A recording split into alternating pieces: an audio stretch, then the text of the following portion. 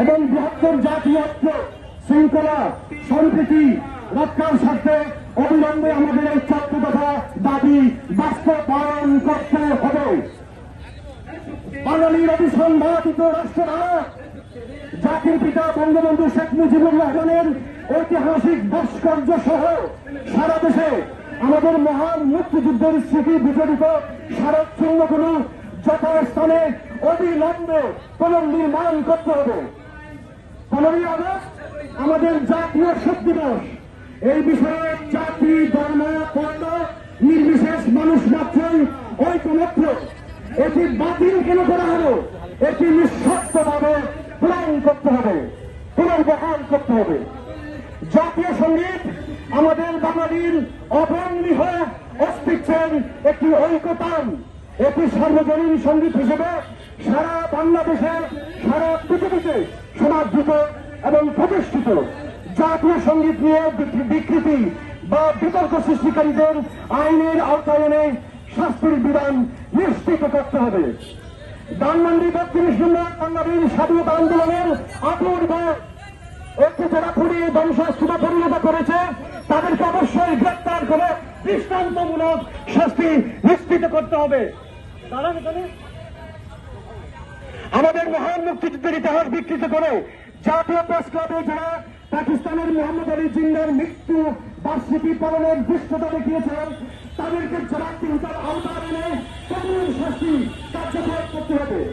মহান মুক্তিযুদ্ধের সমস্ত স্মারক চিহ্ন সকল মানুষ সকল ধর্ম নির্বিশেষে মানুষের অধিকার ফিরিয়ে দিতে হবে।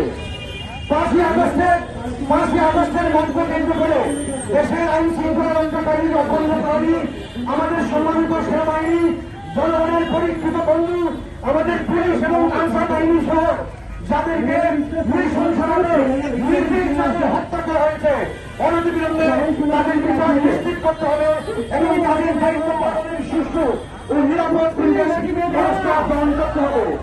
বাংলাদেশের শিল্প কারখানা রাষ্ট্রীয় গুরুত্বপূর্ণ স্থাপনা রাজবাজার শপিং মল বিপণী কেন্দ্র সহ সকল সেক্টরে যারা আইনি সন্ত্রাস ভাঙচুর ও ধ্বংসলীলা চালিয়েছে তাদেরকে ডিজিটাল পর্যায়ে শনাক্ত করে তাদেরকে বিচারের আওতায় আনতে হবে। শিক্ষা জাতির মেরুদণ্ড। শিক্ষক ও শিক্ষা প্রতিষ্ঠান আদর্শ প্রজন্ম তৈরির সূতিকাগার। আমাদের শিক্ষা প্রতিষ্ঠানগুলিতে যারা বিভৎস তাণ্ডব ও নৈরাজ্য সৃষ্টি করেছে সম্পূর্ণ বিধিবহির্ভূতভাবে শিক্ষক মন্ডলীকে যারা পদত্যাগে বাধ্য করার দৃষ্টতা দেখিয়েছে তাদেরকে কঠোর শাস্তির আওতায় আনতে হবে এবং ওই সকল শিক্ষকদের সকলে পুনর্বহাল করতে হবে। সুশাসন ও জাস্টিস প্রতিষ্ঠার নামে সংখ্যামুক্ত বাক স্বাধীনতার সাংবিধানিক অধিকার ফেরত চায়। 5ই আগস্টের পর থেকে পথে ঘাটে যত্ন করছে যারা আইনি শাসনদণ্ড নিজেদের হাতে তুলে নিয়েছে মহাবীর গণতাণ্ডব চালিয়েছে তাদেরকে শনাক্ত করে প্রচলিত আইনে তাদের শাস্তির বিধান নিশ্চিত করতে হবে। অনতিবিলম্বে দেশে দ্রব্যমূল্য ও নিত্য প্রয়োজনীয় পণ্য সামগ্রীর ঊর্ধ্বগতি নিয়ন্ত্রণ করতে হবে। বৈষম্য বিরোধী ছাত্র আন্দোলনের কর্মীদের ব্যক্তিগত নিরাপত্তা উপহার থেকে আমাদের স্বাধীনতা সার্বভৌমত্বের গর্ব ও অহংকার মহান সেনাবাহিনীকে প্রত্যাহার করে নিতে হবে। দেশের সম্মানিত লক্ষণ নাগরিকদের প্রাপ্য অধিকার তথা বয়স্ক ভাতা, বিধবা ভাতা, প্রতিবন্ধী ভাতা ও মুক্তিযোদ্ধা ভাতা সহ সমস্ত ভাতা অতি দ্রুত চালু করে তাদের স্বাভাবিক জীবনের নিশ্চয়তা দিতে হবে। ছাত্রবৃত্তি এবং উপবৃত্তি কেন বন্ধ করা হলো? অতি দ্রুত ছাত্রবৃত্তি এবং উপবৃত্তি পুনরায় চালু করার গেজেট প্রকাশ করতে হবে। ধন্যবাদ। আমাদের সংগ্রামী জনতা, আজকে আমরা আমাদের 14 দফা এখানে সুস্পষ্টভাবে উচ্চারণ করেছি। আমরা চাই, আমরা শান্তি চাই, আমরা সংঘাত চাই না, আমরা নিরাপত্তা চাই। আমরা গণহত্যার মতো এরকম মব জাস্টিসের নামে মব ভায়োলেন্স এবং মব কিলিং এর শিকার হতে চাই না। প্রিয় দেশবাসী, আসুন আপনি আপনার অধিকারের কথা বলুন।